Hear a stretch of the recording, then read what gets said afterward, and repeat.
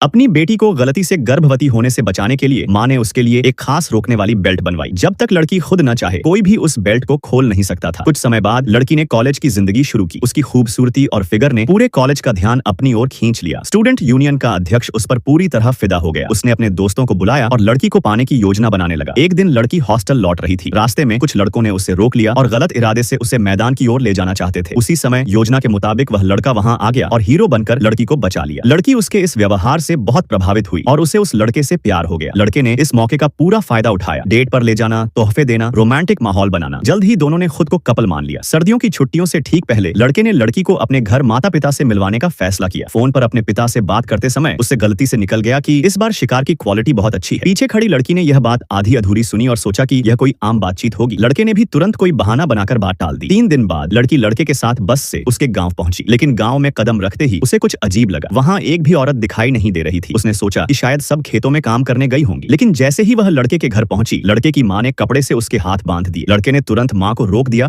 और बोला कि उसकी मां मानसिक रूप से बीमार है। असल में वह झूठ बोल रहा था। बाद में लड़का लड़की को कमरे में आराम करने के लिए छोड़ गया और किसी काम का बहाना बनाकर बाहर चला गया। तभी लड़की ने ध्यान दिया कि जिस कपड़े से उसके हाथ बांधे गए थे उस पर लिखा था, हम सब औरतों की तस्करी करने वाले हैं। लड़की को तुरंत खतरे का एहसास हो गया, लेकिन बेल्ट की वजह से उसकी खास शक्तियां काम नहीं कर पा रही थी। वह सिर्फ दूर से अपनी मां को आवाज के जरिए मदद के लिए पुकार सकी। अचानक लड़का और उसका पिता कमरे में घुस आए। गांव की परंपरा के अनुसार लड़की को इज्जत पाने के लिए लड़के के पिता से नहाने की रस्म निभानी थी। लड़की ने कोई विरोध नहीं किया। वह चुपचाप सब मानती चली गई, क्योंकि वह जानती थी कि जैसे ही बेल्ट खुलेगी उसकी शक्तियां वापस आ जाएंगी और तब वह सबसे बदला ले सकेगी।